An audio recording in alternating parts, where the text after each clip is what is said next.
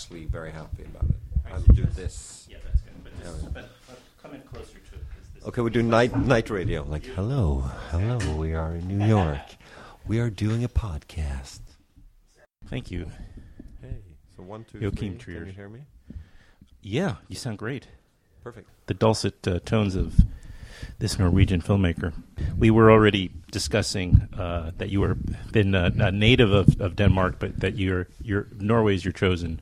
Yeah, my mom's Norwegian, my Oh. father's Danish. I was born in Copenhagen, but moved when I was 3 years old to Norway and lived there ever since. Or except for 7 years in London, where I went to film school. I'm at a slight disadvantage. Hey, are there notes printed in case I have to refer to something? Notes, press notes, that kind of thing? Which is called Louder Than Bombs. Which That's all you need to know. It's we'll true, figure but it I out. like to... Thank you. Oh, okay. You have the actors' names there and stuff like that? Well, I know yes. I was... And Jesse, of course, Eisenberg's in it. And great Gabriel Byrne. Isabelle Huppert. Newcomer Devin Druitt. Isabelle Huppert, who is one of the most prolific actresses in the world, I'll say, and she does a lot of international cinema. So she's not just a French actor in that regard. True. And the other son is played by newcomer Devin Druitt.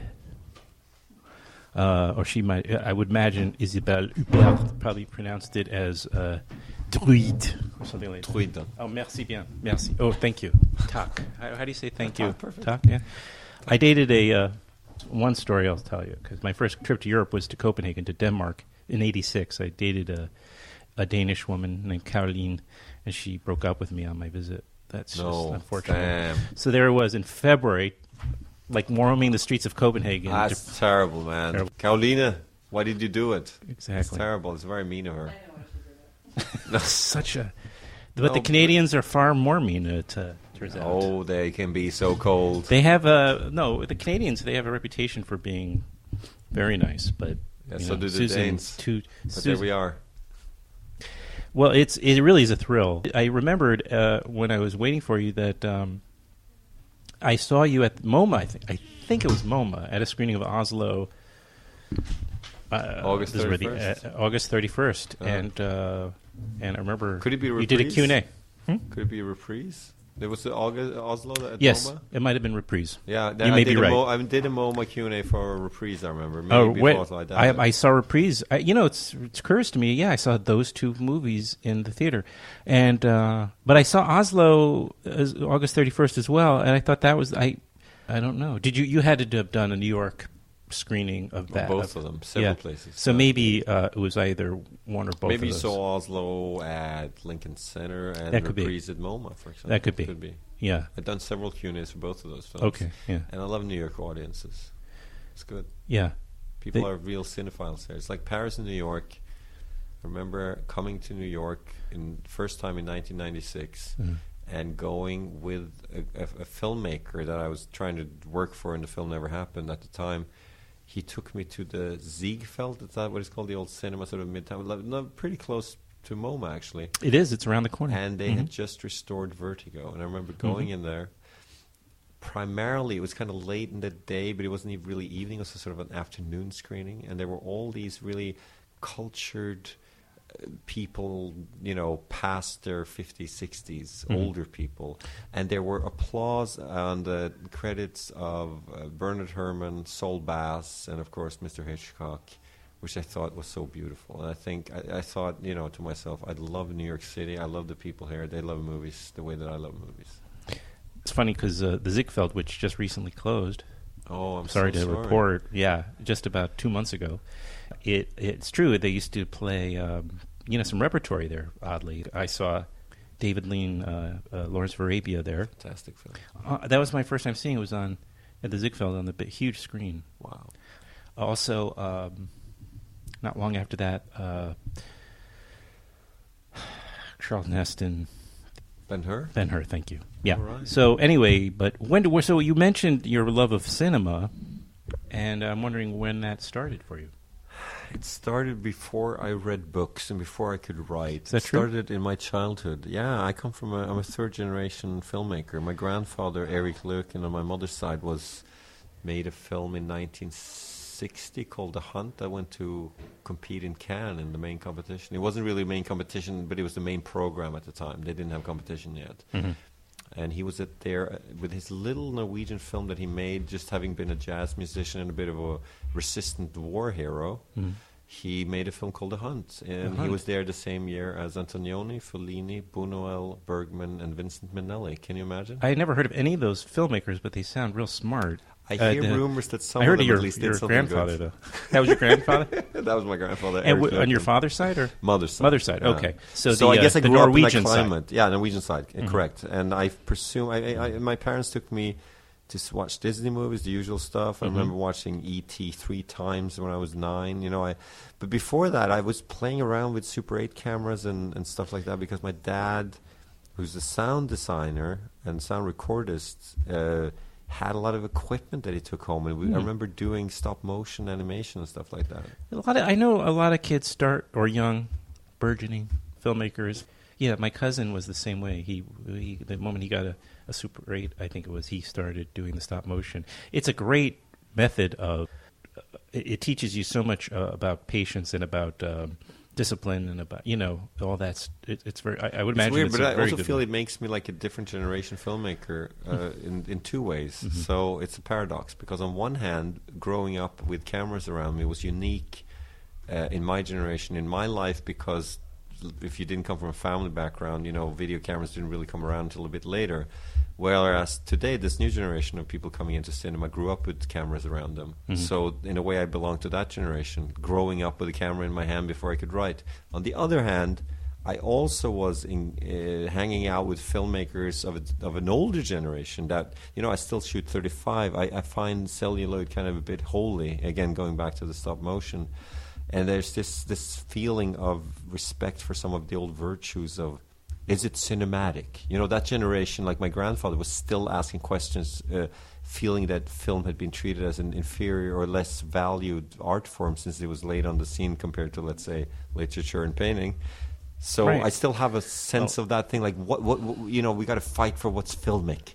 This couldn't have been done in a book. Okay, let's do it, kind of thing, The name again of the movie is called Louder Than Bombs, and it's going to premiere here in New York on April the 8th in New York and also Los Angeles. We're also any other cities so far? Don't we know? Let's get that info, please. Okay, well we can get it. I will also do an intro, You will, okay. so I can include it in that, and Right. everybody will know about it. You said the 8th? 8th. Friday the 8th. Friday the 8th. Oh, and also we mentioned some of the cast members, including these heavyweights: Gabriel Byrne, Isabelle Huppert, Jesse Eisenberg, Devin Druid. Also, one of my favorite actors of all time. 2 of them, actually. David Strathairn, who I've loved for decades now. And what'd you find out, Sarah? You can say it. Between 100 and 150 theaters across the U.S. 100 to 150. So it's playing near you, for God's sake. If you're listening to the show, you can find it. We'll put all the links to the screenings. I'm sure it's on the Orchard website and all that. David Strathairn is in it, who has such an incredible career, and started with John Sayles. I think that was a lot of his early. Matewan, yeah. He is. John Sayles was on here too. I like him. Yeah, and Amy Ryan, who I'd love to get on here too. I love her. I'll talk to Amy Ryan. Okay, and Amy Gabriel Ryan Byrne. is sort of I wouldn't say treasure because she's She is. in all these great films, but she to me should have won a leading Oscar or something by now because It's she's one of so the- good. She's so good. You're right, Joachim. She gets a lot of those roles that she's disappears into. First of all, she's a classic kind of character actor, but she could do anything. That's She the could do thing about it. anything, She and could I do think anything. she's really. I don't know. I've been a fan of hers for ages. Like the little things she did in The Wire, for example. It's just she stood out. She's remarkable. And the funny thing is, like, you feel how actors, and we have many of them in this film that are great. And your editor calls you and says, in a slightly Danish accent, I don't really know who she is that plays the teacher in the film, but she's incredibly good. Mm-hmm. That means that he's been watching closely and has felt that this is a remarkable actor that he didn't quite know from before, and that was Amy Ryan. And every take is kind of interesting in its own way. It's wonderful. And then also, she's the kind of person who, when you look at her film, I mean, not me, because I do know her very well. Her Me career. too. But if you look, for the average person, if they were to go to look at her filmography, they say, "Oh, I've seen her in almost everything here. Mm-hmm. Why didn't I know that? And she's done some huge stuff too, of course. Birdman. So let her hear this story. Maybe an edited version of what we're doing. But it would be a dream to get her on here too. And I've also loved Gabriel Byrne's work and for years. And my goodness, what a great cast. This is the first time you're working with an English language film for a feature, anyway. Well, the cast is pretty international, I guess. Mostly Americans. But it's mostly Americans, and it's I went to Takes film place in school New in York. London and National Film TV School, did some shorts there in English. But you're right, this is the first time I do a full-length feature and a more kind of deeper character study in the English language. It was kind of fun. It's interesting. As a Norwegian, I grew up in a country with 5 million people speaking the language. It's not so much. So to watch international films was a part of the breakfast at home. So I don't know. Growing up with Ferris Bueller's Day Off in the Breakfast Club one day, and Woody Allen another, gives you comfort in your neuroses and inspiration for future films to be made. Well, I can see the through line, not necessarily to Ferris Bueller as much.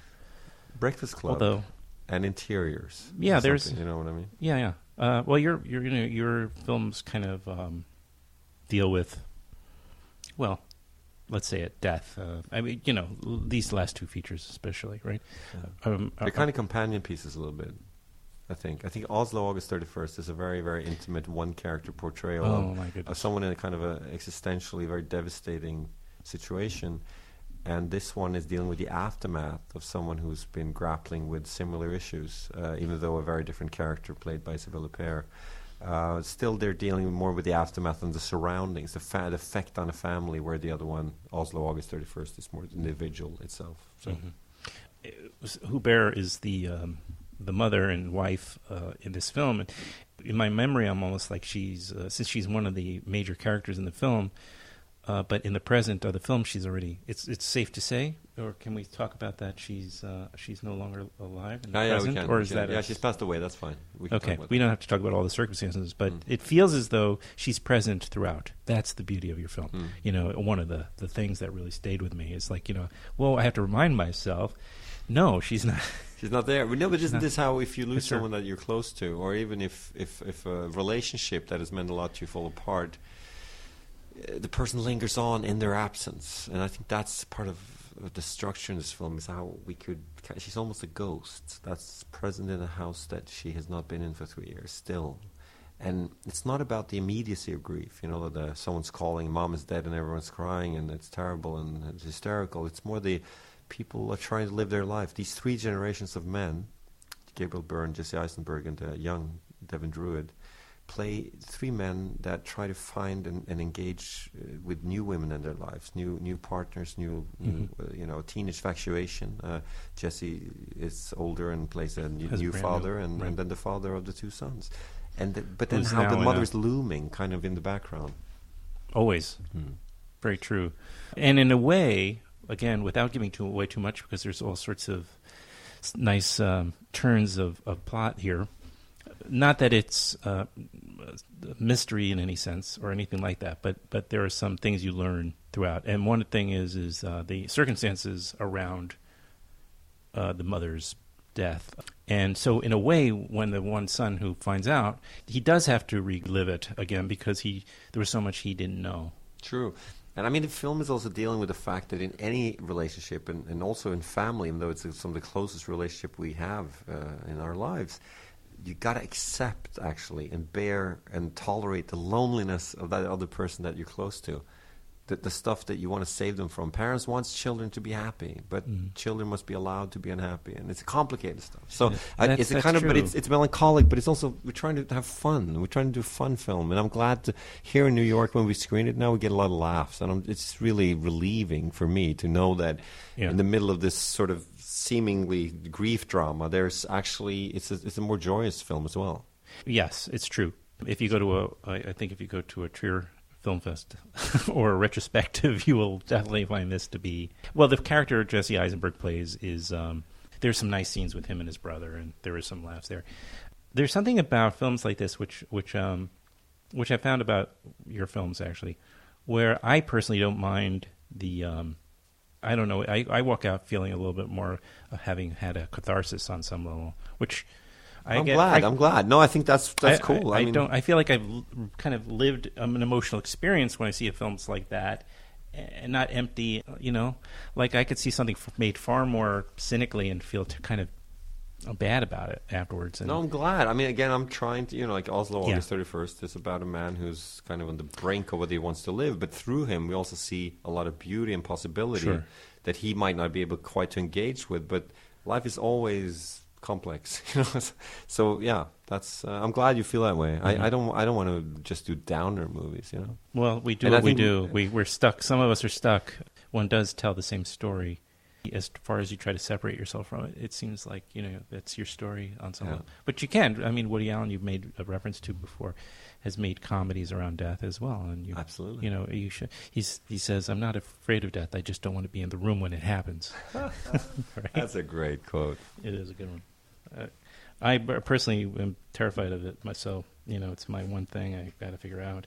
But it's the one thing that is being kept away from us in our culture all the time, and that as an atheist, I don't believe that there will be anything else than this, and that's a tough premise to live under. Well, holiday's over soon. You got to go back. No, there's nothing to go back to. No, it's you're terrible, right. huh? It is. You're right, and so we got to try to laugh about it. Right, and I think that Gabriel Byrne might have been his character, the dad in this. He might be an atheist too, because he's trying to protect his son from the truths, right, on some level. But maybe it's his own. Why is that atheistic? I don't know. I was just thinking maybe he's trying to protect his son from having that morbid sense of the end, the finality of Oh, like that. Or yeah, something. No, but what we're doing as well is, of course, telling a story of a father trying to engage with a 15-year-old gamer kid, and everyone's so worried about the introvert 15-year-old. Yeah, like the idea that, oh no, they're going to go shoot up a school or something terrible. That we're so worried about the teenagers and their isolation. Sure, we should talk about those things, but many, many teenagers just are trying to find new ways of functioning socially, and we should also be open to that and try to be generous and curious about it. And in this case, we're dealing with a kid who's gone through some trouble, but there's also something sweet about how the father tries to engage through entering into online gaming and all the comedy. It's not working in real life, so he tries it virtually, and it's another kind of. It is funny. Yeah, that is true. There was also a scene. I'm not sure I'm going to keep this part in, but I do like the alternate perspective scenes. Yeah, where you retell the same scene, but from the two different perspectives. And then you find out so much from that. No, but that's the drama of this one. Is also how differently we perceive the same events in a family amongst siblings as well. I don't know if you have a brother or sister, and you talk about your parents, and you will have very different versions sometimes of who they are or were. Or recalling something. Because. You have your version, my version, and then there's the truth. That's another expression. Again, the name of the movie is called Louder Than Bombs. What does that come from, the title? It's from a Canadian poet called Elizabeth Smart. She did By Grand Central Station I Sat Down and Wept. That's where it came from. That's where Morrissey, the singer of the Smiths, discovered it and called the Smiths album the same title. Oh, very good. Okay, so I should know my Smiths better, is what we're learning. No, it's from fine, this. but That's the film has nothing to do with the Smiths, though. With all due respect to the Smiths, it's a title I just really like the sound of. That's it. Okay. So, if this is your introduction to Mr. Trier, I was told that one thing is don't mistake him for Lars von Trier's, and and you said that in plural, Lars von Trier's. That's right. I like that's why he's many things. But do yourself a favor and also get to the movie theater to see Louder Than Bombs, but also go back and if you haven't seen the other two films, I know it's not hard to find Oslo January. What month was it again? August. Thank you. You could just say it out loud. It's not like it's going to be a mistake on the podcast. I haven't made a single mistake in all these years. I've done this. Oslo, August 31st. And check out Reprise as well. You can find Reprise, right? Absolutely. I think it's on iTunes. On the iTunes, which you can, I think, find on the internet as well. The intraweb's got my movies. That's so right. Now go to the movie theater for this one, I presume. Then it must be the... But it's so nice to finally get you on my show. Thank here. you very much. I'll do your I hope podcast. you get Amy Ryan at some point. That would be great. Well, you know. If you do, call me up, and I want to be a part of it. Would I'd you love like to do it that? with her? Yeah. Oh, I can make that. Sure, Seriously. of course. Talk to Susan. We'll set it up. Anything with Amy Ryan, anytime. She's the greatest. Really She's is. the greatest. I'm gonna maybe she should do a podcast. What am I doing? Yeah, she can interview us. Can you? Okay, no, but thank you. I want to interview her. She has more good things I'm to sure. say than I do. Do you know? Yeah, it's a great. Yeah, we're done. We're done. Thank you very much. Thank you. This was fun. It was fun. Thank you. Yeah, it was great.